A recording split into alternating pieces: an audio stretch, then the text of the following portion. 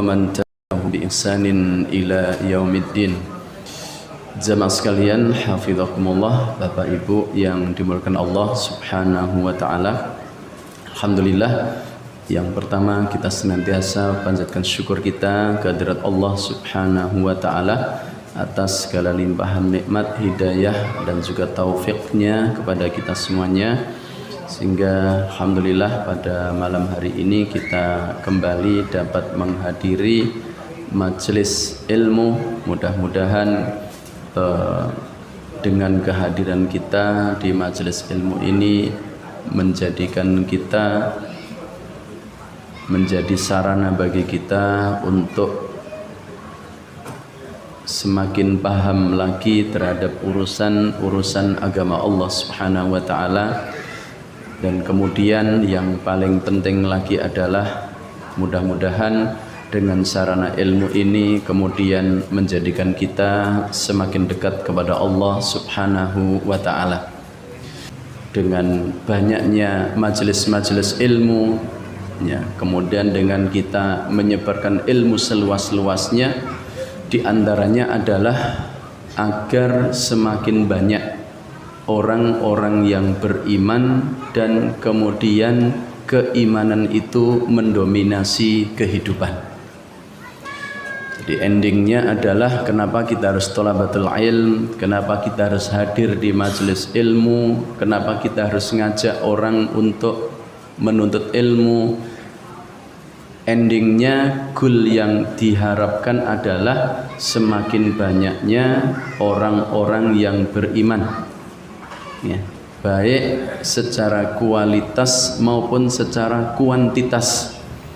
Kemudian keimanan itu mendominasi kehidupan, karena pada saat kehidupan ini yang mendominasi adalah kekufuran dan kezaliman, maka pada hakikatnya kehidupan ini sedang berada di gerbang kehancurannya, waliyadzubillah.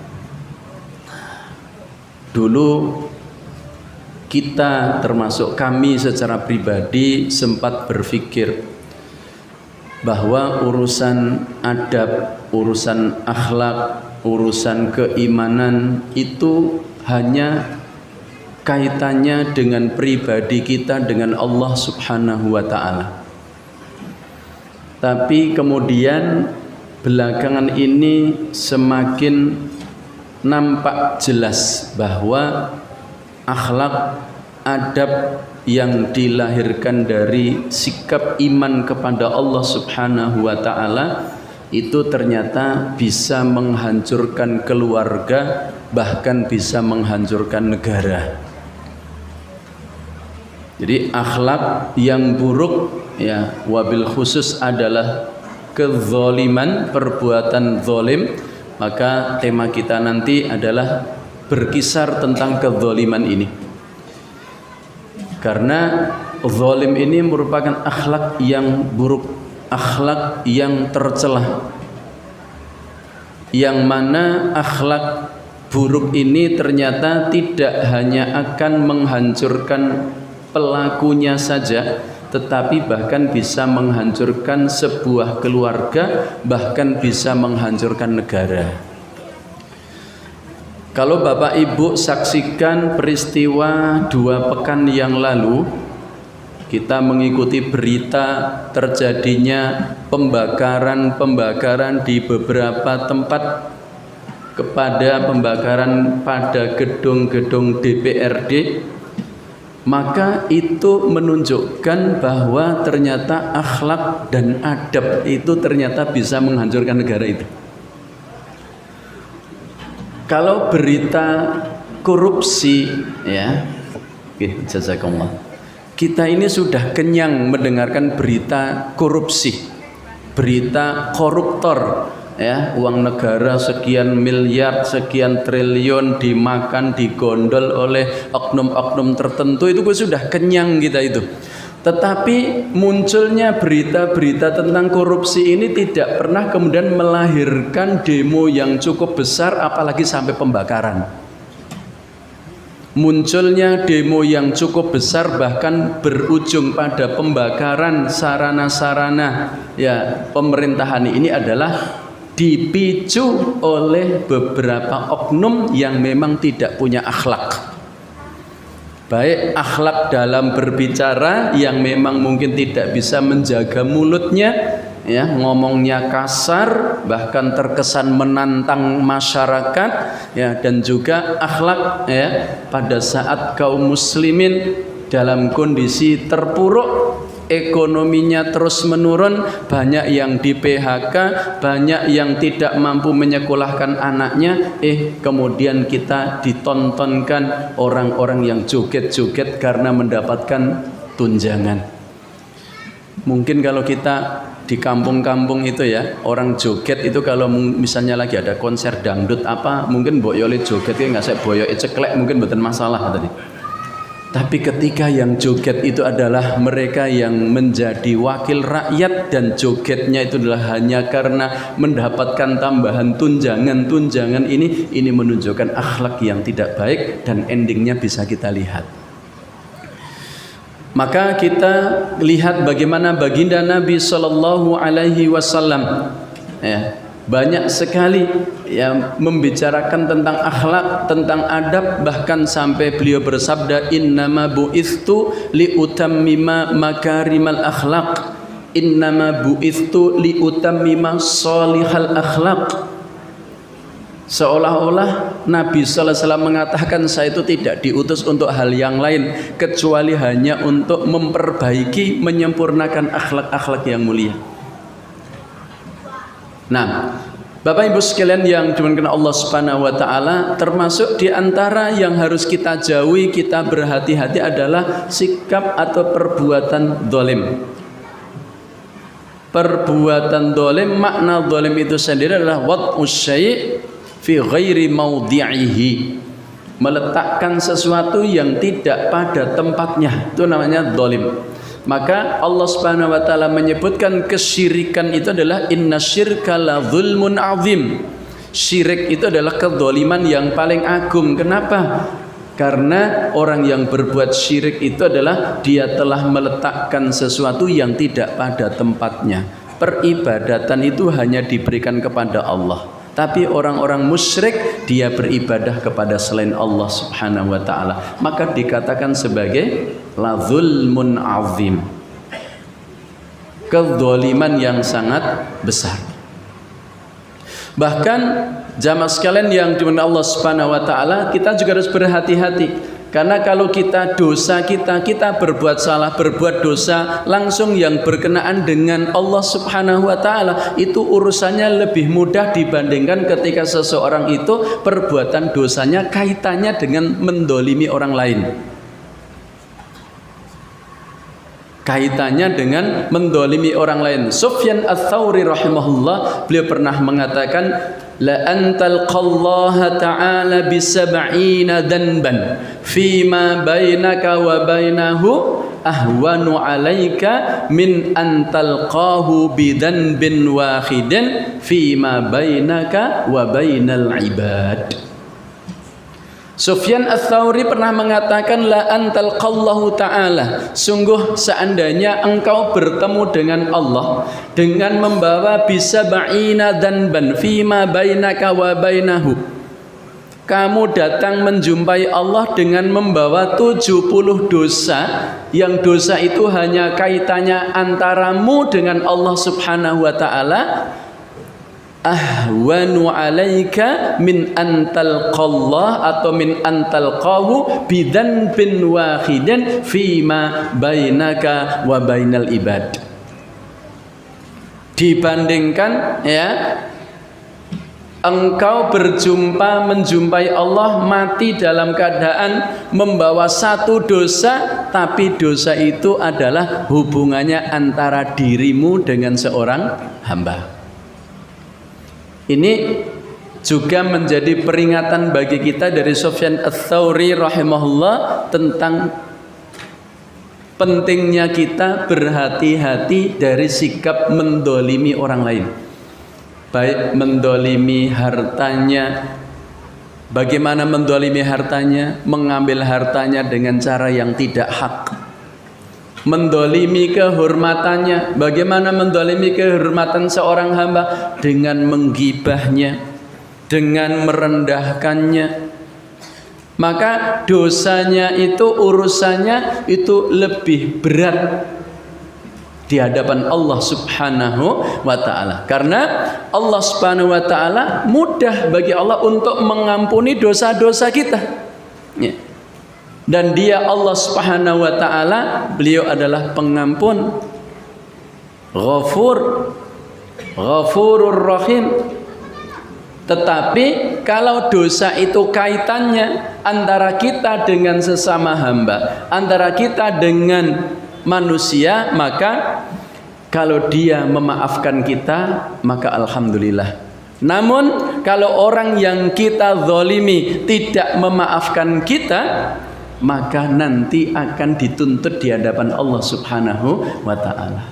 Maka Nabi SAW pernah bertanya kepada para sahabat, mal muflis, siapa orang yang merugi itu?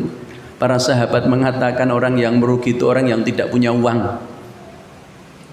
Siapa yang bangkrut? Yang bangkrut itu orang yang tidak punya uang.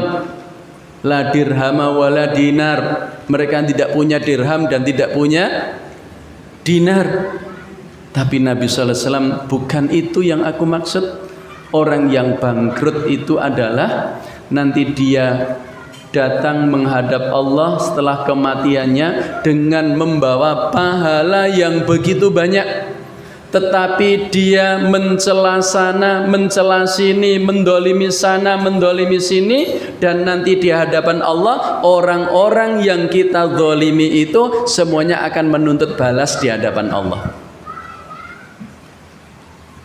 Maka kebaikan-kebaikan yang kita miliki itu akan diambil oleh Allah Subhanahu wa ta'ala, kemudian diberikan kepada orang yang terdolimi. Dan kalau ternyata kebaikan kita sudah diambil, diberikan kepada orang-orang yang terdolimi, ternyata sudah habis kebaikan kita dan masih ada orang yang terdolimi oleh kita, dia datang menuntut pada kita, maka yang dilakukan adalah apa? Dosa orang yang terdolimi itu nanti yang akan dipikulkan kepada kita pada hari kiamat. Urusannya panjang. Ketika kita ini berbuat salah, berbuat dosa kepada sesama hamba. Imam Asy-Syafi'i rahimahullah, beliau juga berpesan kepada kita, bi'sazzad, ya, bi'sazzadu ilal ma'adi al-udwanu 'alal ibad. Seburuk-buruk bekal menuju hari kebangkitan, seburuk-buruk bekal menuju hari kebangkitan adalah al-udwanu 'alal ibad. Dosa permusuhan dengan sesama hamba. Dosa permusuhan dengan sesama hamba. Maka jamaah sekalian hafizakumullah, ya, hubungan satu dengan yang lainnya betul-betul kita jaga. Jangan sampai ada orang yang ada di sekitar kita ini kemudian terzalimi oleh kita ini, baik lewat ucapan-ucapan kita atau lewat perbuatan-perbuatan yang lain. Kenapa? Karena hak seorang muslim itu besar. Hak kehormatan seorang muslim itu agung. Kedudukan mereka itu di hadapan Allah sangat agung. Sampai-sampai dalam sebuah hadis dijelaskan, dikatakan bahwa hancurnya dunia ini, hancurnya dunia seisinya ini, kalau dia hancur remuk gitu, maka itu lebih ringan bagi Allah Subhanahu wa ta'ala daripada terbunuhnya seorang mukmin tanpa hak. Jadi dunia seisinya ini hancur gitu, itu urusannya bagi Allah itu lebih kecil, lebih ringan dibandingkan terbunuhnya jiwa seorang mukmin. Maka berhati-hati, jangan sampai karena masalah-masalah yang kecil sampai kemudian terjadi pertumpahan darah, sampai menghilangkan nyawa seorang mukmin. Karena seorang mukmin itu kedudukannya di hadapan Allah sangat agung. Maka Islam datang melarang secara tegas segala tindakan kedzaliman itu. Islam melarang keras secara segala bentuk tindakan-tindakan kedzaliman terhadap sesama muslim. Bahkan bukan hanya muslim, kepada seluruh manusia. Baik dalam hal jiwanya, kehormatan jiwanya, kehormatan raganya, kemudian kehormatan hartanya dan lain sebagainya. Maka Nabi sallallahu alaihi wasallam mengingatkan kita, al-muslimu man salimal muslimuna min lisanihi wa yadihi. Seorang muslim yang sempurna adalah yang saudara semuslimnya terhindar dari keburukan lisan dan tangannya. Al-muslimu man salimal muslimuna min lisanihi wa yadihi. Seorang muslim yang baik, muslim yang sempurna itu yang mana orang lain dia selamat, dia aman dari gangguan lisan dan gangguan tangan kita. Wal muhajiru man hajara ma nahallahu anhu. Dan muhajir itu orang yang berhijrah itu adalah orang yang meninggalkan perkara yang dilarang oleh Allah Subhanahu wa taala. Hadis riwayat Imam Bukhari dan Imam Muslim rahimahumullah. Kemudian riwayat Imam At-Tirmidzi dan juga Imam An-Nasa'i, beliau meriwayatkan bahwa seorang mukmin adalah orang-orang yang merasa aman darah mereka dan harta mereka dari gangguannya. Jadi seorang muslim wal mu'minu, dan seorang mukmin yang sempurna imannya adalah man amanatan nasi ala dimaihim wa amwalihim, yaitu orang-orang yang dia merasa aman darah mereka dan harta mereka dari gangguannya.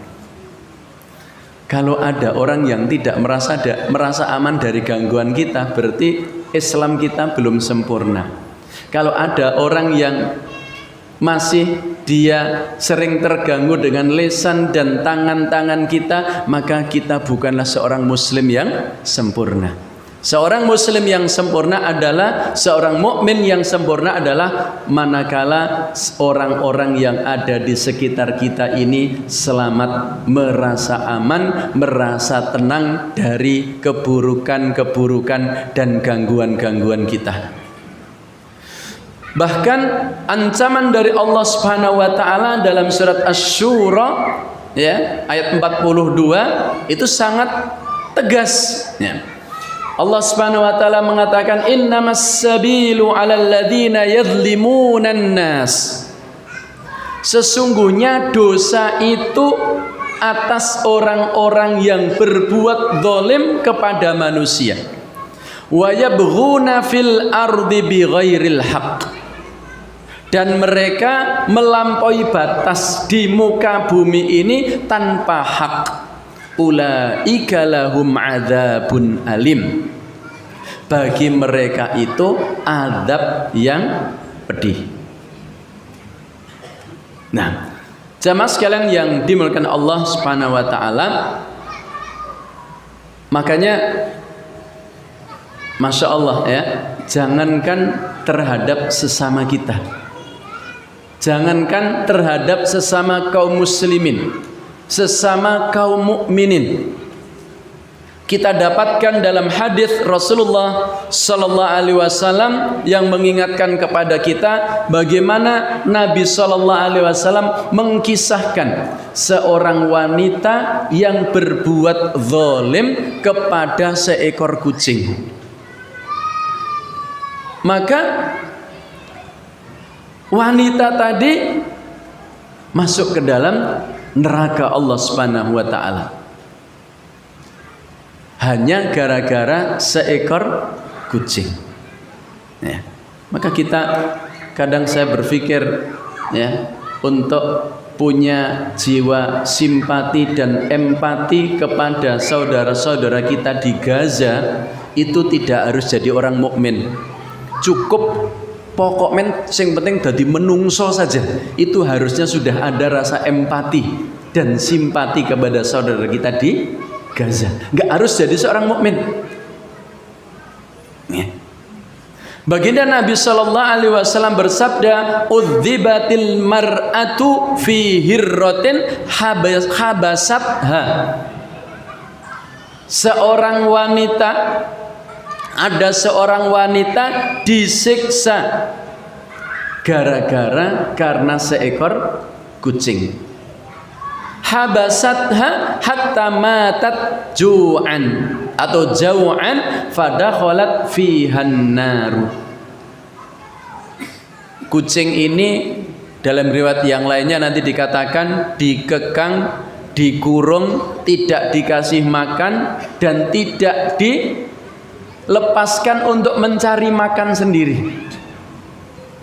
Kemudian kucing itu dikurung sampai mati, maka kemudian wanita ini dimasukkan ke dalam neraka gara-gara mendolimi seekor kucing. Bagaimana kalau kedoliman itu terhadap sesama manusia?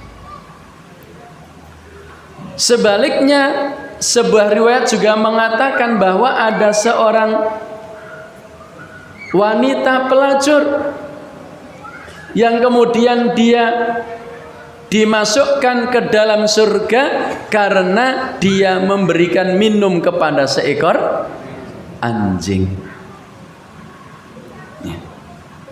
Maka disitulah firman Allah Subhanahu wa taala itu berlaku, faman ya'mal mithqala dzarratin khairan yarah wa man ya'mal mithqala dzarratin syarran yarah.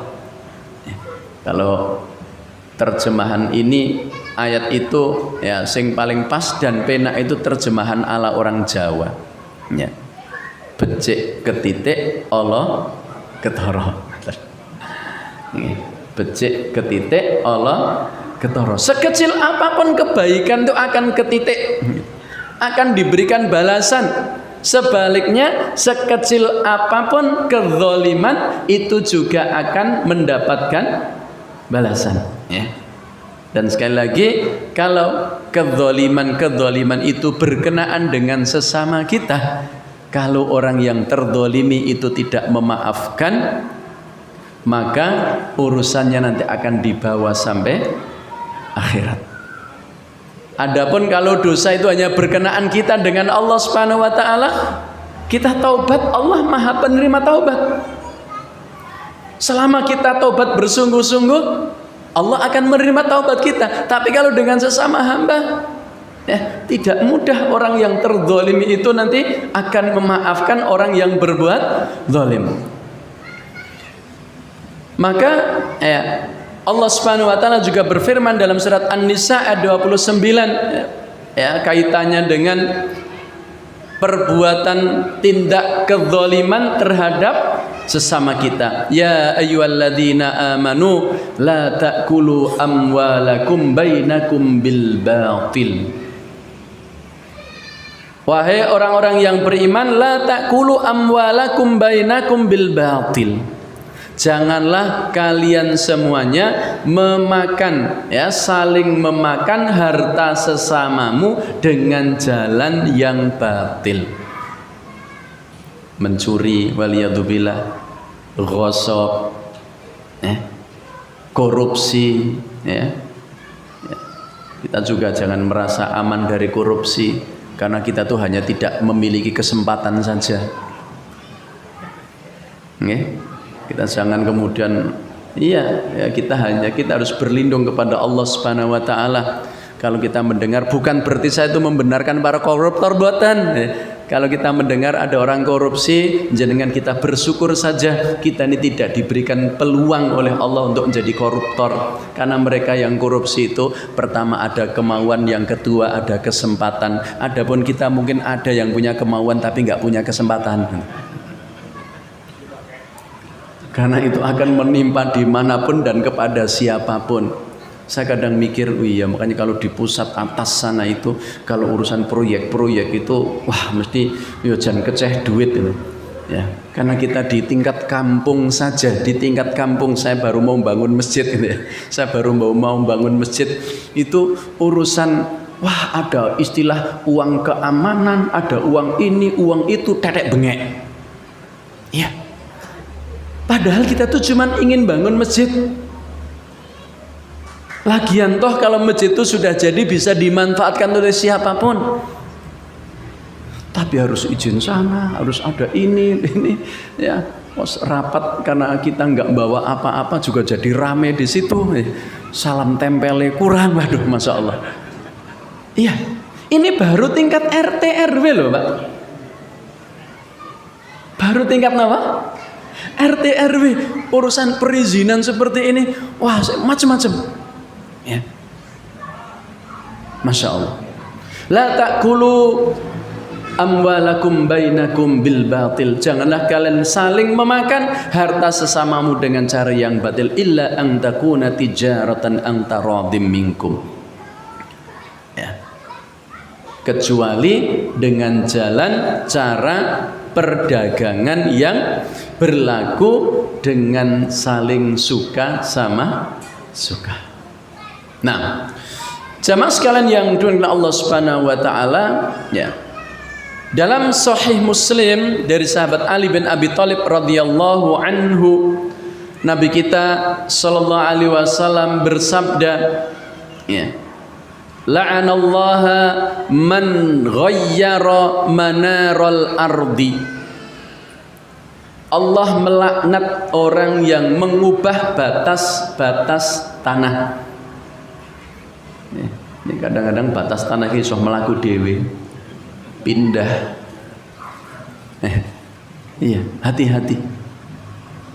Allah Subhanahu wa taala kata Rasulullah SAW melaknat orang yang merubah batas-batas tanah itu.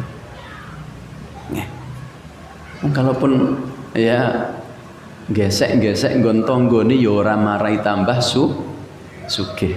Tapi itulah manusia. Nah, jamaah sekalian yang dimuliakan Allah Subhanahu wa taala, kenapa kita harus berhati-hati terhadap orang lain, berhati-hati dari melakukan kezaliman terhadap orang lain? Di samping tadi di depan saya sampaikan agar kita tidak menjadi orang yang muflis, orang yang bangkrut, orang yang datang menghadap Allah dengan membawa sholat, puasa, haji, zakat, infak, sedekah, umroh setiap bulan misalnya.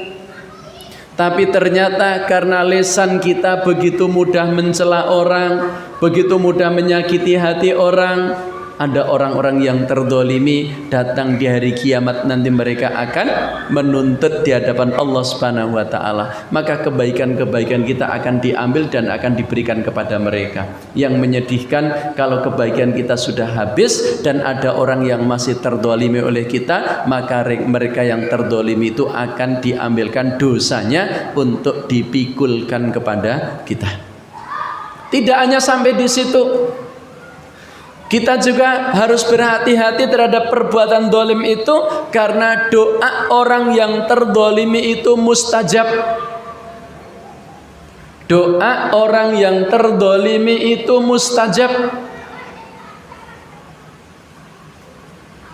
Maka ya, sebuah pesan yang harusnya selalu menumbuhkan kehati-hatian dan rasa takut di dalam jiwa kita, di dalam hati kita sebelum melangkah dan melakukan aktivitas apapun. Saya nek kayak gini ini ada unsur dolimnya enggak ya sama orang lain? Ya. Sekarang ini kedoliman, masya Allah. Kalau kita enggak hati-hati, kadang-kadang niatnya apik, ibadah pun bisa berbuat dolim loh, Pak. Gini betul. Contoh misalnya, ya penjualan kuota haji yang sedang rame gitu. Ini ada unsur kedzaliman.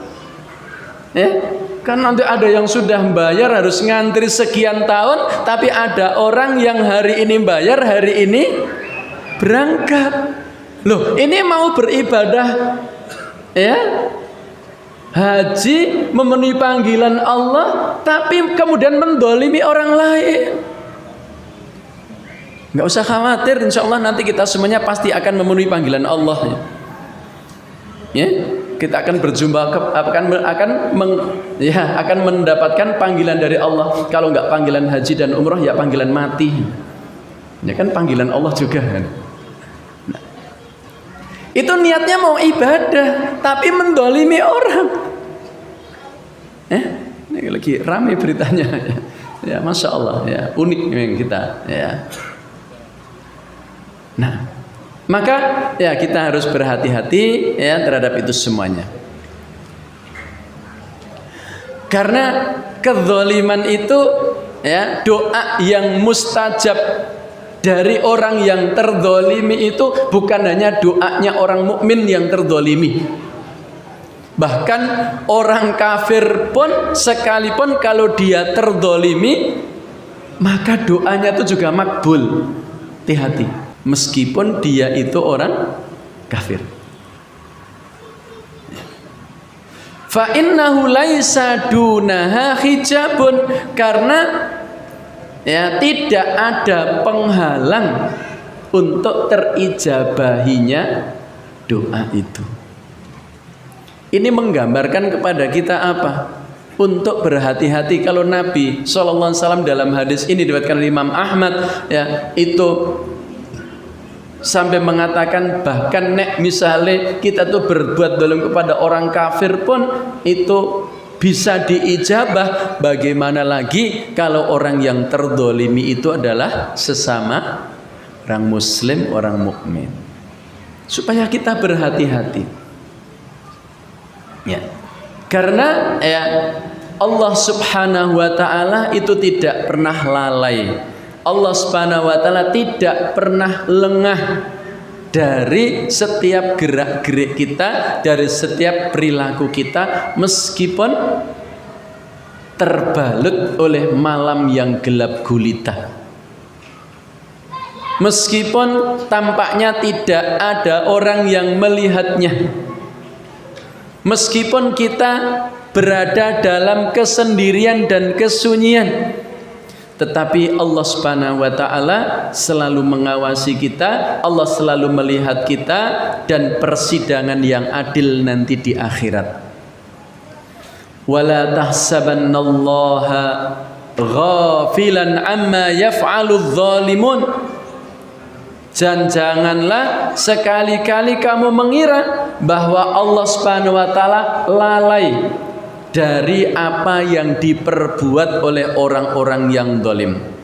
Innama yuakhiruhum liyaumin tashkhasu fihil absar. Sesungguhnya Allah Subhanahu wa taala akan memberikan tangguh kepada mereka sampai hari yang pada waktu itu mata mereka terbelalak. Muhti'ina muqni'i ru'usihim la yartaddu ilaihim tarfuhum wa af'idatuhum hawa. Mereka datang kepada Allah Subhanahu wa taala dengan bergegas memenuhi panggilan Allah Subhanahu wa taala ya, dengan mengangkat kepalanya, sedang mata mereka tidak berkedap-kedip dan hati mereka kosong karena peristiwa yang begitu dahsyat. La yughadiru tidak ada suatu pun mahadal kitab la yughadiru saghiratan wala kabiratan illa ahsaha.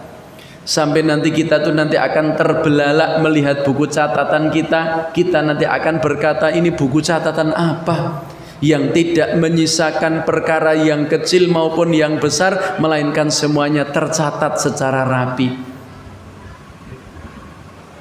Jamaah sekalian yang dimuliakan Allah Subhanahu wa taala, maka kalaupun kita di antara kita naudzubillah sempat berbuat zalim, menganiaya sesama kita, maka masih ada kesempatan bagi kita untuk merubahnya. Setelah kita mengetahui tentang bahaya perbuatan kezaliman, maka langkah berikutnya adalah kita melakukan muhasabah. Kita melakukan proses introspeksi diri. Karena fungsi terbesar daripada muhasabah, introspeksi diri adalah untuk mengetahui, melihat potensi-potensi buruk kita dan potensi-potensi baik kita. Potensi yang baik terus kita tingkatkan dan kita kembangkan.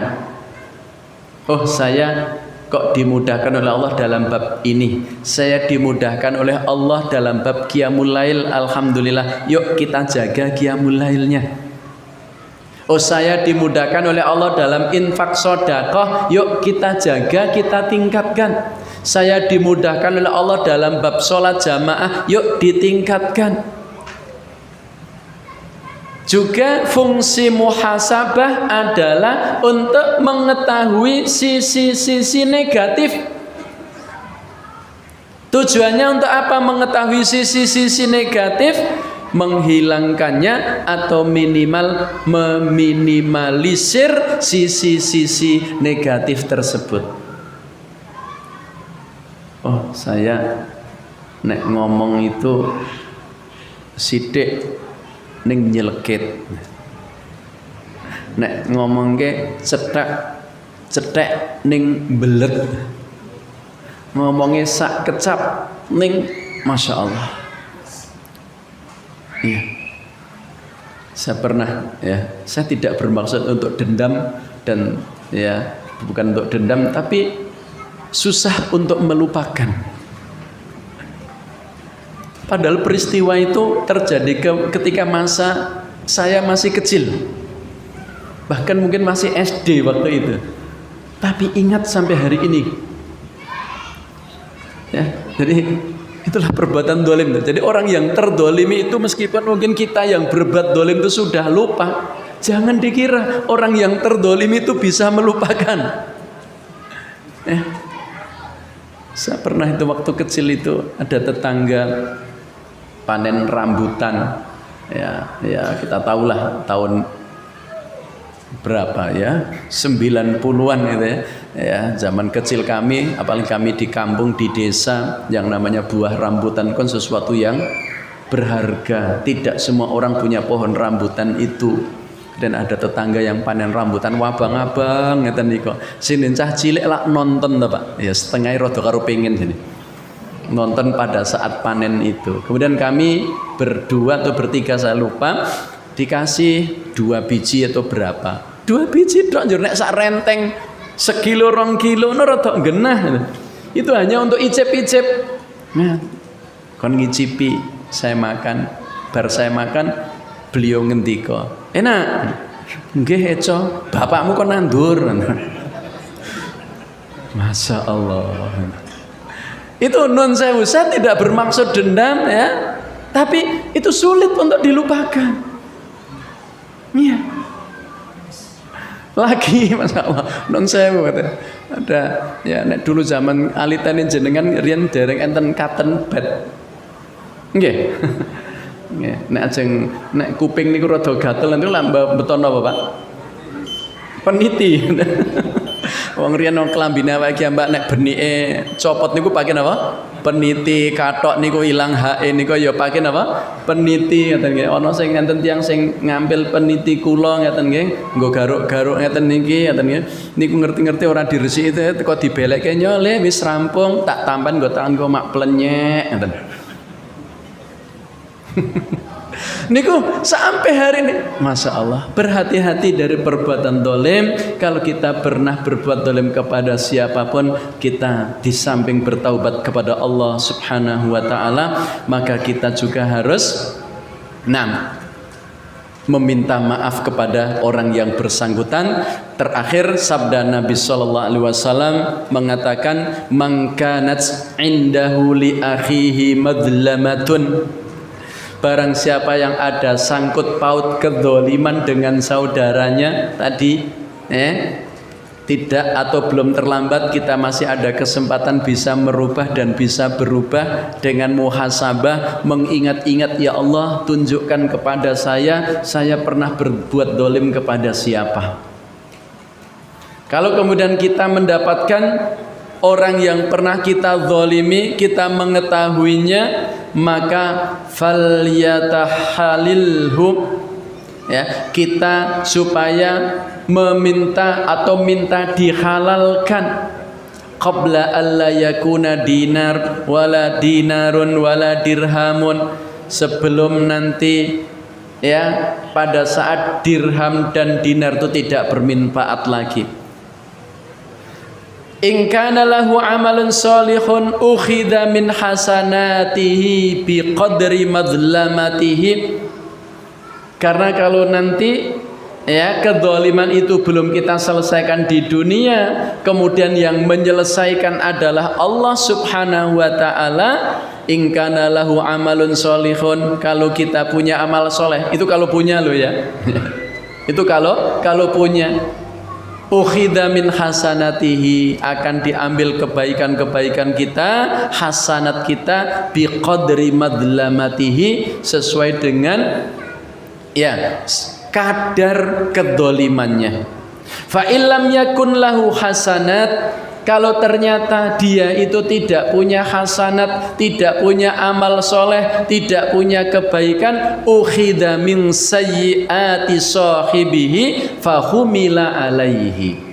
Kalau ternyata kita tidak punya amal soleh, tidak punya kebaikan, maka keburukan-keburukan orang yang terdolimi akan ditimpukkan kepada kita.